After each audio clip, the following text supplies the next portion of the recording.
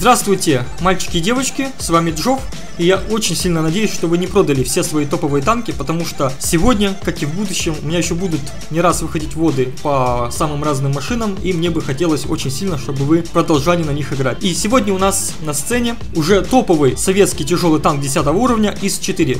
Когда-то, когда ИС-4 был на 9 уровне, у одной половины игроков он вызывал милый такой бадхёрт, мол, этот танк не ездит, он не стреляет, он не попадает, он весь такой картонный, у него есть огромный лючок мехвода и так далее и тому подобное. У другой части игроков, более опытной, он вызывал лютый бадхёрт, но уже по другому поводу. Эти игроки его ненавидели, потому что, по сути, ИС-4 был очень-очень сильно понерфленный топовый танк, потому что сами разработчики не раз говорили, что им пришлось очень сильно танк урезать, чтобы хоть как-то по балансу его впихнуть на 9 уровень. И понятно, что через какое-то время, найдя много новых проектов, много новых чертежей, они решили его вывести с 9 уровня и сделать 10, потому что реально танк очень-очень мощный для своего уровня. Спросите любого СТ-вода, спросите любого ЛТ-вода, он вам скажет, что ИС-4 это наиболее неудобный для них противник. Если вы спросите любого владельца Е50, по какому танку легче всего стрелять с дистанции 400-500 метров, по Е75 или по ИС-4? Он вам сразу ответит, что, конечно, легче будет выцеливать Е75, потому что он здоровый, картонный, у него большие плоскости, такие здоровые НЛД, здоровая ВЛД, практически вертикальные борта без каких-либо наклонов. У ИС-4 совсем другая петрушка, у него много разных плоскостей, у него загнутые внутрь борта, которые очень трудно пробиваются с большой дистанции и с помощью которых можно просто отлично танковать. Итак, у нас в итоге получилось, что есть две ветки тяжей. С одной стороны у нас есть танки быстрые, но уязвимые с бортов и с кормы, а с другой стороны у нас танки, которые не такие быстрые, но при этом у них хорошая броня и бортов, и кормы. По СТ-1 у меня уже был ввод, я уже высказывал свое мнение, что это не самый сбалансированный танк, хоть он тоже может неплохо танковать. А вот по ИС-4, который еще был на 9 уровне когда-то, у меня ввода так и не получилось сделать, потому что я давным-давно его прошел. Но сейчас я вот реабилитируюсь и сделаю ввод по ИС-4, когда он уже на 10 уровне. Итак, какие же произошли изменения с 4 после того, как она перешла на 10 уровень? Ну, во-первых, ей добавили движок, во-вторых, ей дали другое орудие, более, скажем так, исторически достоверное, и ей чуть-чуть усилили бронирование. Ну и, понятное дело, ХП было тоже поднято. Но обо всем по порядку. У старого ИС-4 был менее мощный движок, я не помню точно сколько, по-моему 680 лошадей. В принципе, это не важно, важно только то, что у нашего теперешнего обновленного ИС-4 движок 750 лошадей и при массе в 60 тонн, это очень-очень неплохо. И не буду говорить, что он такой же подвижный, как ИС-7, нет. Я считаю, что нынешний ИС-4 по подвижности примерно на уровне 75-ки, что в принципе довольно неплохо. Мы не можем быстро перекатываться с фланга на фланг, но при этом мы можем не дать себя закурселить каким-то не слишком быстрым средним танком и можем вовремя доворачивать борта и корму, если нас пытаются выцелить болевые точки. А это несомненный плюс. Что касается брони, то, как вы видите, тут у нас 140, 160, 100 и в принципе как бы без каких-либо изменений. Но на самом деле это не так. Петрушка кроется в том, что у ИС-4 на 9 уровне были щеки всего лишь 140 мм, собственно, как и лобовая броня. Но после его апа, после его перевода на 10 уровень, разработчики решили, что логично будет ему эти щеки усилить, потому что они были одной из такой главных его болевых точек. Поэтому они у нас теперь 160 мм. Что это значит на поле боя? На поле боя, ребята, это значит то, что вы сможете еще более продуктивно и, скажем так, эффективно танковать на этом танке ромбиком. Башня у нас так и осталась 250, 200, 170, абсолютно непробиваемая башня, разве что у нее есть уязвимое место, это крыша. То есть, если вы играете на высоком танке, такой как Маус, Аупс Тапок Б, 75 и какие-то другие немцы или американцы, у которых достаточно высокое расположение башни, то в таком случае вы можете не стрелять, допустим, в маску орудия, не пытаться пробить в какой-то лючок, не пытаться достать мехвода, а можете просто напихивать в крышу башни. А крыша башни всего лишь 40 мм и туда даже пробивает КВ-5. Еще одно обновление, которое коснулось нашего танка, это новое орудие. Как вы помните, когда-то у ИС-4 на 9 уровне было орудие от ИС-7, С-70. С-70, ребята, это корабельная пушка. Она большого калибра, 130 мм. У нее очень большой откат, она в целом довольно-таки здоровая. Понятно, что логически не могло такое большое орудие разместиться в такой маленькой башенке. Поэтому ИС-4 на 10 уровне дали совсем другое орудие. Орудие то же самое, что у СТ-1, это 122 мм М62Т2. Но, в отличие от СТ-1, на которого я очень сильно ругался из-за очень медленного сведения и ужасной стабилизации, у ИС-4 это же орудие намного лучше по характеристикам. Оно намного быстрее сводится, у него лучше стабилизация. И учитывая в целом не сильно большую динамичность танка, стрелять, конечно, намного удобнее.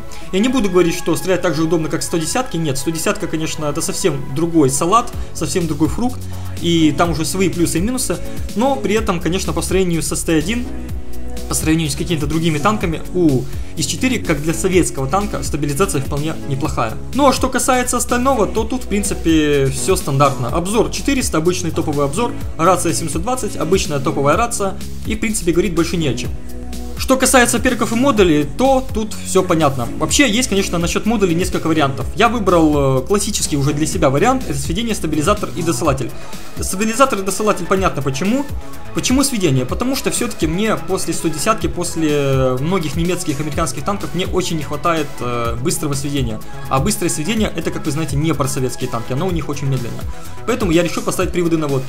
Но, если вы играете в какой-то другой геймплей, если вы хотите более защитный или более осторожный, то я вам советовал бы поставить или оптику, или, возможно, но только возможно, подбой. В принципе, у броня у ИС-4 в некоторых плоскостях довольно-таки неплохая. То есть есть 250, есть 200, есть 170. То есть если, допустим, вам арта будет накидывать в башню и не попадать в крышу, а проходить куда-то там в маску или рядом, или в бочину, то подбой в таких случаях довольно неплохо сыграет свою роль и, скажем так, минусует там лишние 100-150 хп урона. Расходники стандартные, ремкомплект, аптечка и, как вы видите, бензинчик. Да, я решил, ребята, взять бензинчик, потому что с новым движком ИС-4 стал очень-очень бодрым, поэтому еще плюс бензинчик, точнее это масло вроде бы, да, это масло, но неважно. Вот, поэтому еще и с масличком он может очень неплохо передвигаться, делать небольшие такие рывки на короткие дистанции и в целом быть более комфортным при езде по полю боя. Что касается перков, то тут в принципе все традиционно. Экипаж у меня на ИС-4 сидит с танка ИС-7, перки я переучивать не стал и оставил все как и было. То есть у командира шестое чувство, эксперт, ремонт и маскировка. То есть первыми двумя выкачиваем эксперт и шестое чувство, потому что они работают только при 100%. Потом обязательный для тяжелых танков ремонт и маскировка. Маскировку, почему маскировку не, например, орлиный глаз? Потому что у этого танка довольно неплохой коэффициент незаметности, как и у многих советских тяжей. И вы сами можете убедиться, какой у него низкий силуэт, как он весь в целом такой вот приплюснутый. Дальше, наводчик. У наводчика, опять же, ремонт, маскировка, мастер-оружейник, тоже 100%, и плавный поворот башни. Почему, допустим, я сначала прокачал мастера-оружейника, а не поворот? Потому что данному танку довольно часто в клинче, довольно часто в тесном контакте с противником критуют орудия. И нам очень важно в какой-то момент оказаться, даже если закритованным орудием, но при этом не с таким уж большим разбросом. Что касается мехвода, вот тут, ребята, обращу ваше внимание на то, что я прокачал первым делом виртуоза, потом короля бездорожья, и потом только ремонт и маскировку. Почему я сделал так, ребята? Потому что у советских танков традиционно довольно слабо обстоят дело с подвижностью на каких-то грунтах, даже иногда с поворачиваемостью, поэтому я решил максимально усилить эти свои стороны и быть максимально динамичным и маневренным, то есть максимально мобильным. Ну и последний, единственный заряжающий, я прокачал ремонт, маскировку, бесконтактную боеукладку и пожаротушение. Ну, пожаротушение просто так, чтобы уже что-то было. Вот, если прокачается до конца 4-й перк, когда-нибудь там через 5 лет, когда я уже состарюсь и у меня будет песок из задницы сыпаться, то я сброшу пожаротушение и, наверное, возьму отчаянно. Что касается самого ввода, ребят, то, как вы видели уже в превью на картинке и в самом видео, сегодня ввод будет в экспериментальном формате. Это так называемый формат окно в окне. Это когда вы будете видеть не только мои действия, но и действия моего совзводника. Я надеюсь, вам очень понравится данный формат, потому что я лично на него потратил кучу времени на конвертацию, на обработку и так далее и тому подобное. Пока что у меня компьютер еще не новый, то есть я буду только в этом месяце его брать. И я надеюсь, что вы оцените мои титанические, можно сказать, усилия и оцените такие же титанические усилия моего компьютера, который все это обрабатывал. Что касается самих боев, то у меня в целом ввод по ИСу-4 будет состоять из двух частей. Сегодня будет первая часть, и она будет посвящена стратегическому направлению, то есть в целом просто тактике. То есть я буду показывать, как на этом танке действовать, в каких ситуациях, как себя вести и так далее. Будет показано два боя, один на карте Монастырь, а другой на карте Степи. В обоих случаях нам пришлось зачищать со созводником Муразором фланг и потом возвращаться для дефа базы. Сюжет, в принципе, и там будет один и тот же, но при этом концовки и какие-то нюансы и моменты будут совсем разные. Итак, поехали!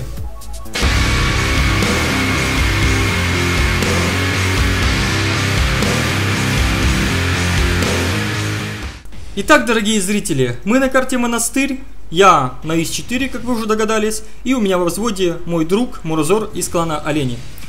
Эх, бодрые времена, когда я любил на этой карте ехать в кишку на тапке Б, Сливаться под артой, вытанковывая огромную кучу дамага и смотреть потом, как мои союзники непонятно что и где делают. Эти времена давным-давно в прошлом. Теперь я люблю более такой осторожный стиль игры в рендоме. Например, ехать в ущелье, в так называемые сиськи. Это линии А, 2 и 3. Там можно вытанковывать дамаг аккуратно, там можно держать какие-то опорные точки на поворотах. И опять же, из ущелья всегда можно вернуться через полочки на базу и сбивать захват. Ну а кишка на монастыре, это как, знаете, грузинская баня. Заходы не бойся, выходы не плачь. Туда как один раз едешь, больше уже не вернешься. Там спрятаться негде, там везде пробивает арта. И, собственно говоря, если нет быстрого и грамотного взвода, то делать там, собственно говоря, нечего. Поэтому мы с Муразором едем в ущелье. Как вы видите, едем мы туда практически чуть ли не в одиночку. Я по низу, а он как более быстрый по верху. Что касается сетапа, то он, в принципе, более-менее равный. Единственное, на что я обращу ваше внимание, то, что у противника топовый взвод средних танков. Вот, и топовый взвод тяжи. Это довольно-таки опасно. Это значит, что будет какой-то кооператив, будет что-то такое противодействие скоординированное. Итак, я еду по низу, я вижу, что 54-ка подсветила бачата.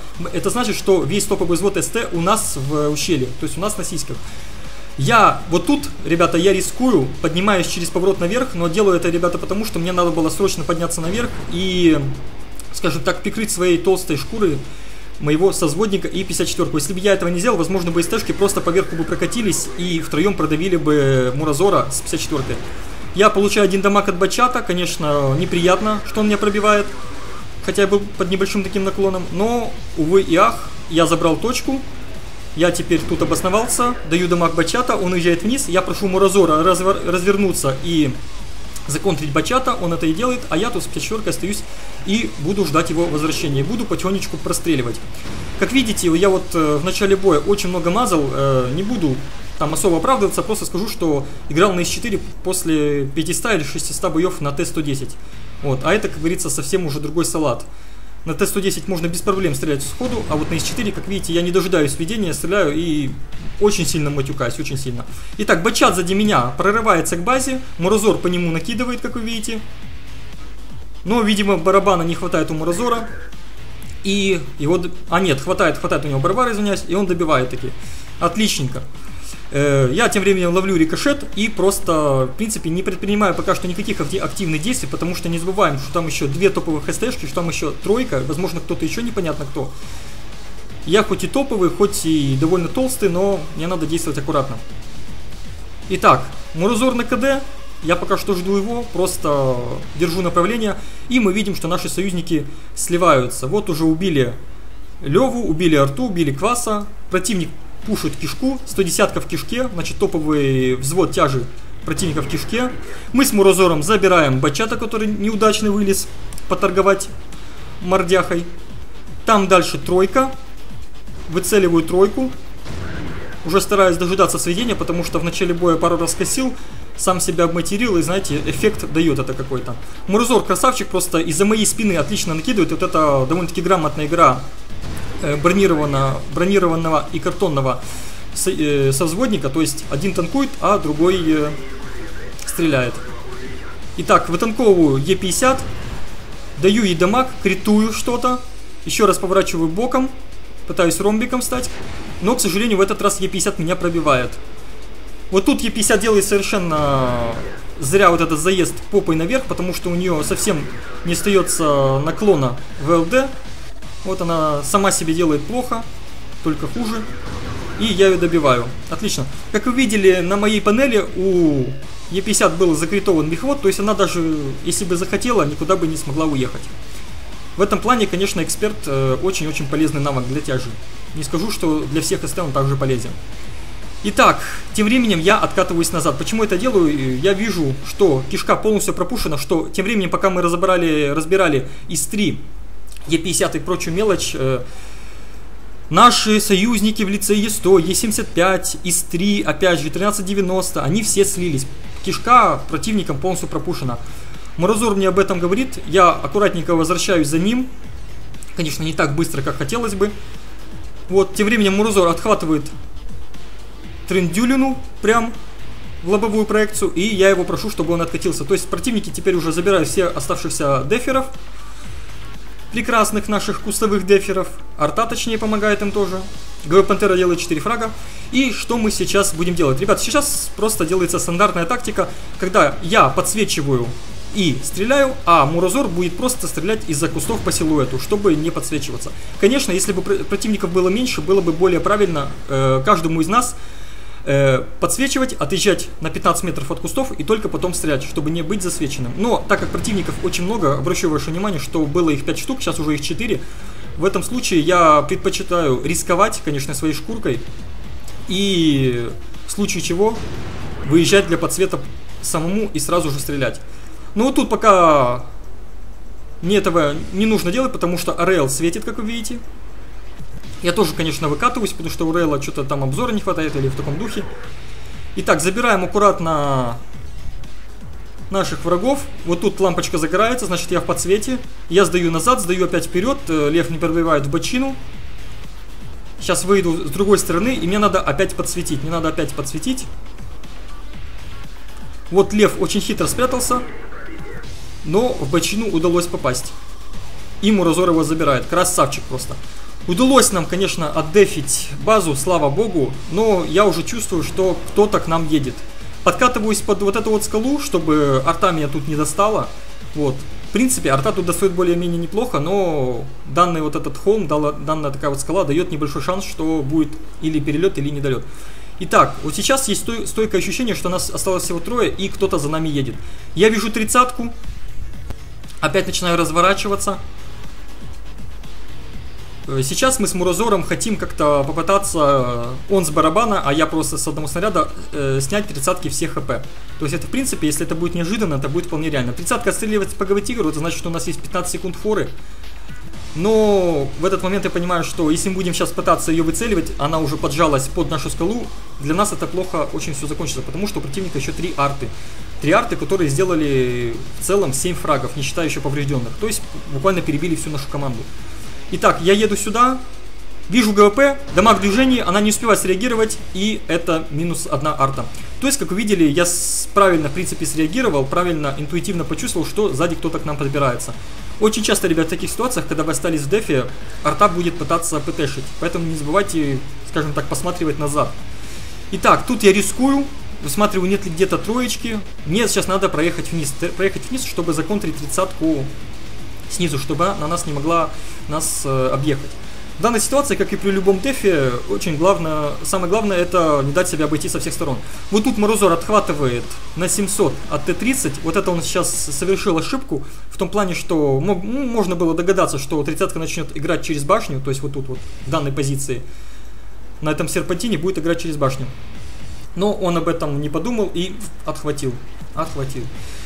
Итак, что мы сейчас делаем? Мы сейчас делаем небольшую такую, скажем так, передвижение, да, там небольшой такой маневр. Мурозор съезжает снизу, извиняюсь, сверху съезжает вниз, я еду наоборот в другую сторону и аккуратненько выкатываюсь. Сейчас самое главное это снять Т-30. Но Т-30 не виднеется, а виднеется ИС-3, который гнался за Мурозором. Я даю дамаг и понимаю, что ИС-3 не хочет на меня агриться, а едет за моим созвонником. Сейчас самое главное его добить.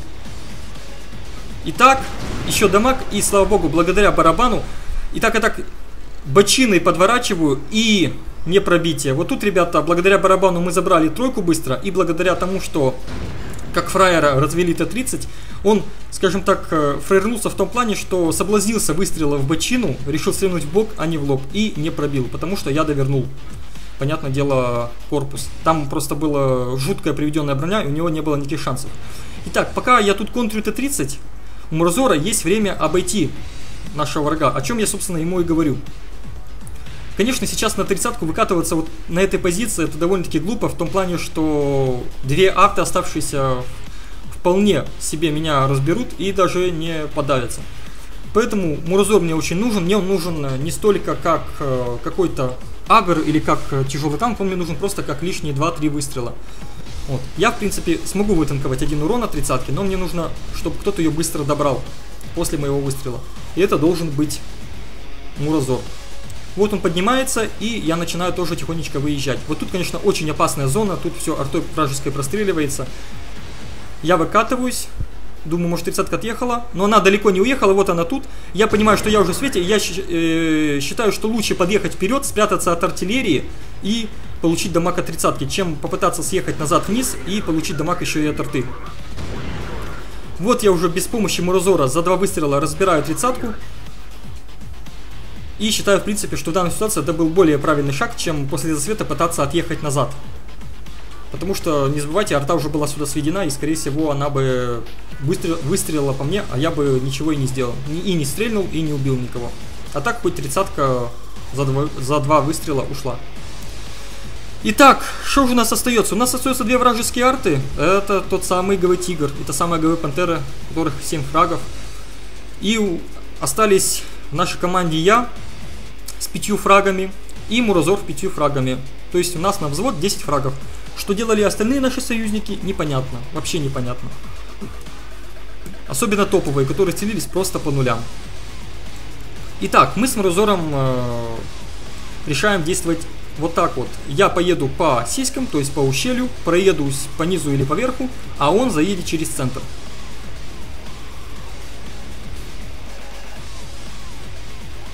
Итак, прокатываемся. Ему главное далеко не выкатываться, то есть быть просто плюс одним стволом. Но как только я съехал чуть-чуть дальше, как видите, кто-то начал захват нашей базы. Понятное дело, мы сразу понимаем, что арта приехала через кишку, и что это, скорее всего, ГВ-Пантера. И что сейчас она просто будет нас разводить на выстрел, на подсвет. И что мы делаем, ребята? Мурозор на 50-120 сейчас встанет вот под этим вот холмом. Как вы видите, он туда сейчас и прокатывается. То есть он станет под этим холмом и будет сидеть в засаде. Я выкачусь на ГВ-Пантеру и попробую ее подсветить. И стрельну. То есть, если даже я ГВ-Пантеру не убью после выстрела, я, понятное дело, засвечусь. Как только я засвечусь, по мне отстреляется ГВ-Тигр, который уже стопудово на полочку на эту сведен. Как только он по мне отстреляется, выезжает Мурозор и а-ля улю, ГВ-Пшечка, ты кто такой, до свидания. Вот такой вот у нас план был. Хотите верьте, хотите нет, но именно мы так все и планировали. Вот Мурозор сидит в засаде, он ждет моего подсвета, ждет, пока по мне отстреляется ГВ-Тигр. Ну, а я подъезжаю и смотрю. Да, вот ГВ-Пантера, она стоит за трупами. Хочет, чтобы я не попал. Но я попадаю. Сразу подкатываюсь под холм. ГВ-Тигр, как я уже говорил, он не попадает. Как видите, вот снаряд. Не хватило немножко снаряду траектории, и он попал вот в скалу. Ну, а Мурозор, конечно, он тут как бы оказался не очень полезен. Но если бы вдруг я по ГВ-Пантере не попал, то он бы с другой стороны помог бы мне и ее добил бы. Вот, конечно, чем хороша игра во взводе с умным союзником. Как видите, можно скажем так, проделывать самые разные финты, самые разные тактики, самые такие вот интересные. Итак, у нас сейчас на взвод 11 фрагов, у меня 6, у Мурозора 5.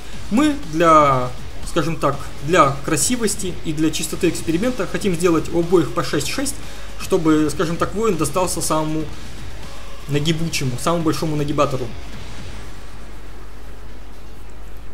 Поэтому сейчас мы будем действовать так. Сейчас я опять первый выкачусь на ГВ-Тигра, вытанкую урон, а Мурозор добьет.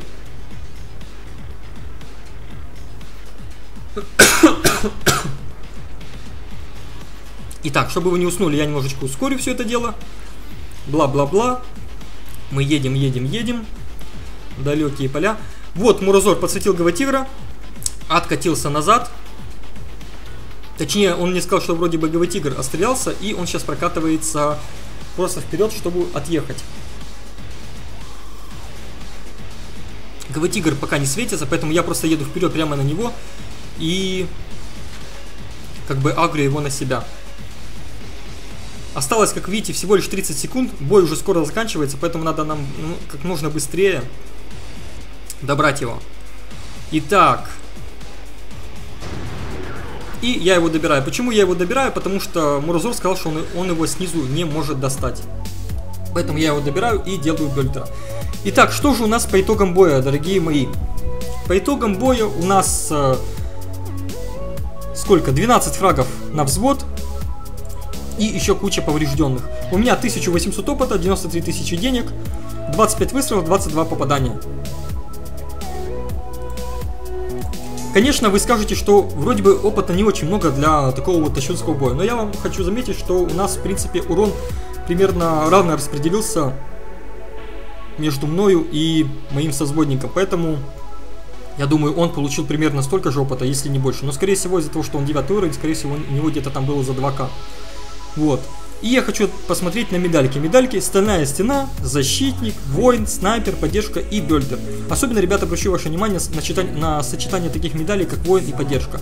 О чем это говорит? Это говорит о том, что мы с моим созводником убили одну половину команды и повредили другую. То есть мы своим взводом вытянули весь бой. Что делали остальные наши союзники, вот эти вот прекрасные, то есть Е100, Е75, Львы, Т-34, абсолютно непонятно. И это очень печально, конечно. Ну что ж, перейдем ко второму бою.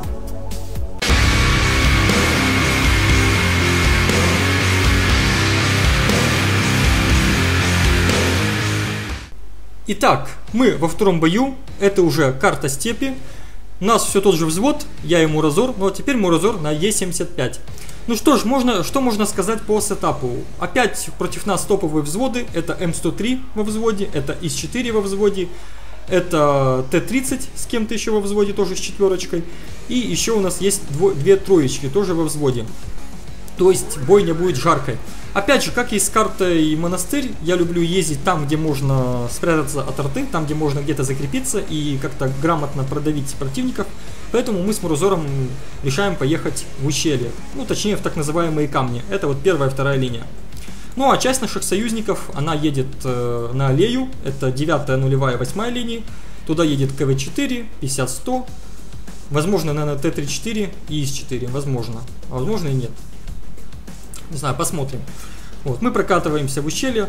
Все-таки, как вы понимаете, не очень удобно на таких вот медленных и танках, как ИС-4 и Е75, кататься по аллее под артой, под ГВЕ и ГВ-Тигром. Поэтому мы предпочитаем более такой аккуратный и безопасный путь.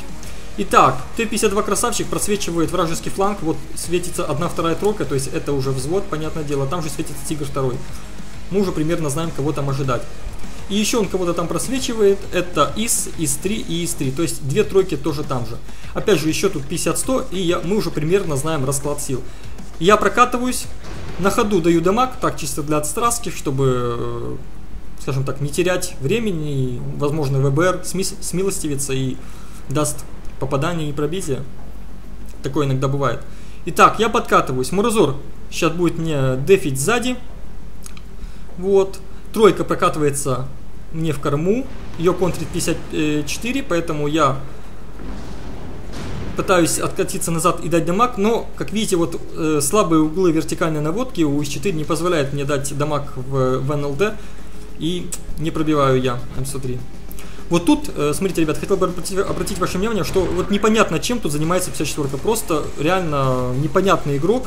Хотелось взять его, так, знаете, за шкирку и кинуть на аллею. Иди, мол, катайся там. Итак, мы продолжаем с Муразором держать точку. Я аккуратно выкатываюсь на тройку. Развожу ее вот так вот аккуратненько через гуслю. 54 продолжает тут пытаться нам саппортить как-то.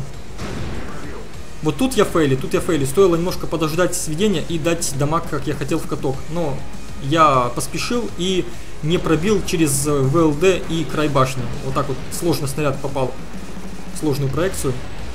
В общем, я решаю, что нам надо давить этих М103. Давить М103, тем более, что аллея уже потеряна для нас. То есть туда практически никто таки не поехал.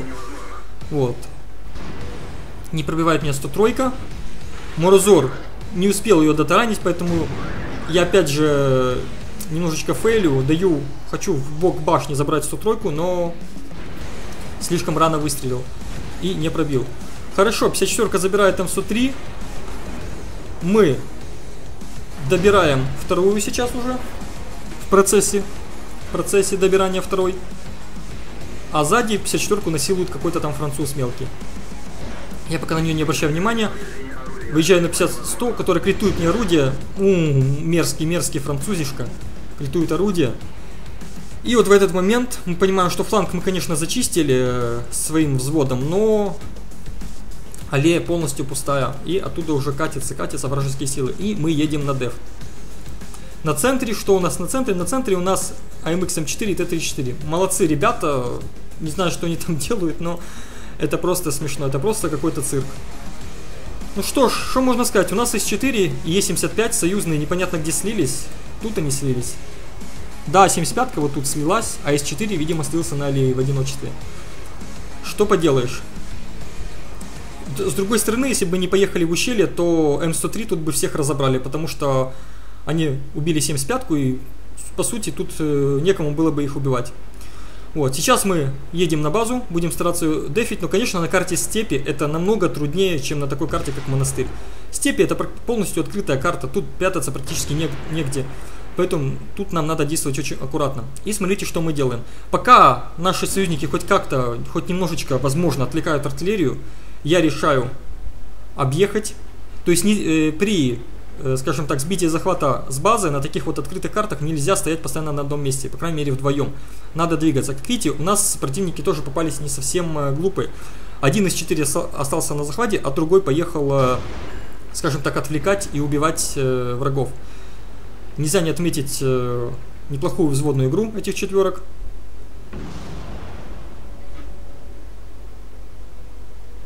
Даю дамаг в четверку, потому что по ней еще никто не стрелял. Сбиваю захват. И вот тут я играю как бы через башню. Толстый КВ-3, дамаг. Еду по отношению к четверке полубоком, дальней. Тут есть ближняя четверка, но я на нее не особо обращаю внимание, потому что, ну, всех в такой ситуации всех уже не законтришь просто.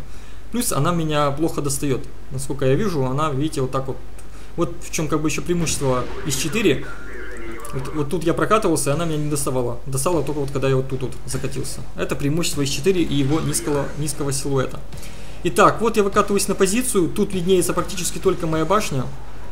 Вот, но орудие у меня неплохо очень опускается, поэтому приходится торговать и корпусом. Сзади прилетает дамаг от ГВЕ. Судя по тому, что 656 это где-то рядышком упало.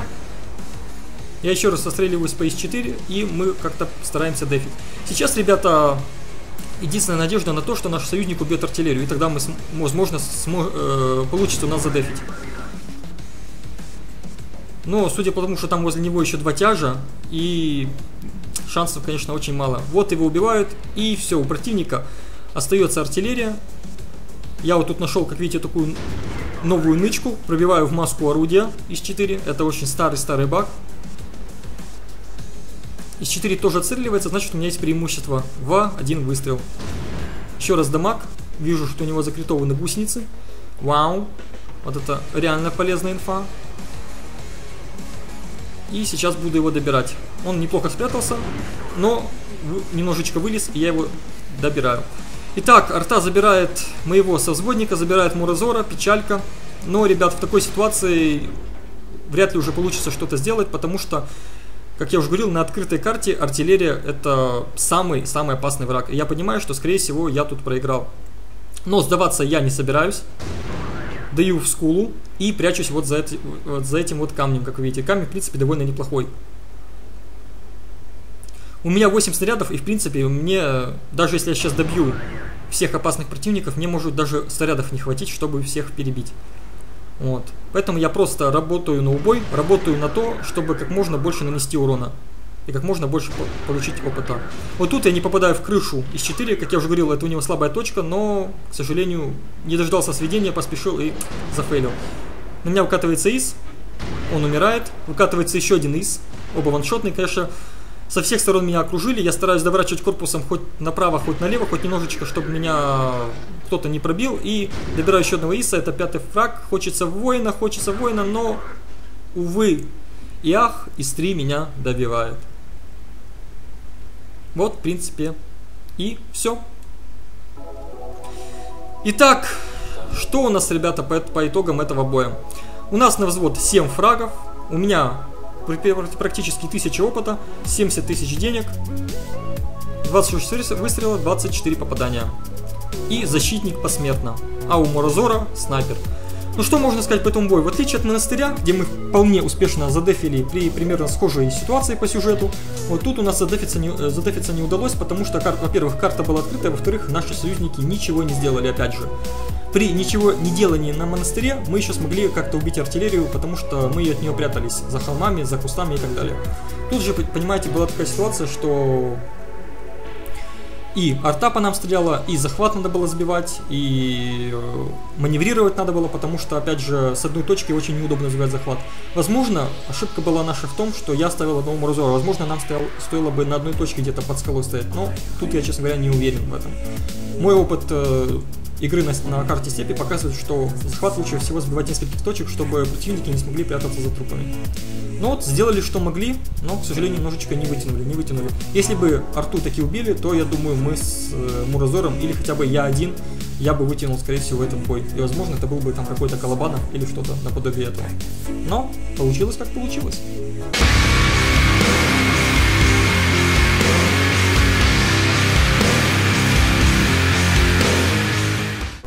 На этом, дорогие зрители, у меня в принципе все. Я показал вам два разных боя на двух разных картах, но примерно со схожим сюжетом. Показал вам, как нужно тактически грамотно и стратегически грамотно играть на таком танке, как ИС-4, использовать его сильные стороны, не использовать его слабые стороны, и как можно использовать его, опять же, при игре во взводе. Повторюсь, что эта часть ввода по танку ИС-4 была посвящена чисто тактической составляющей. Будет еще вторая часть ввода, крепкий орешек номер 2, и там я покажу вам чисто техническую часть игры на таком танке, как ИС-4. Будет она посвящена танкованию, вытанковыванию дамага, продавливанию направлений и всем прочим премудростям, которые, конечно, должен знать каждый танкист, который хочет иметь себе эту прекрасную машину в ангаре. Выйдет это примерно там, может быть, через неделю, может быть, через 2. В общем, увидимся. Также пишите в комментариях ваши впечатления от нового формата, как вам нравится вот этот вот режим окно в окне, что надо улучшить, что убрать, что добавить. В общем, мне очень важно ваше мнение, так что не оставляйте без внимания данный момент. А так, в принципе, все. С вами был Джов, специально для лучших реплеев недели. Всех вам благ и до новых выпусков. Пока-пока.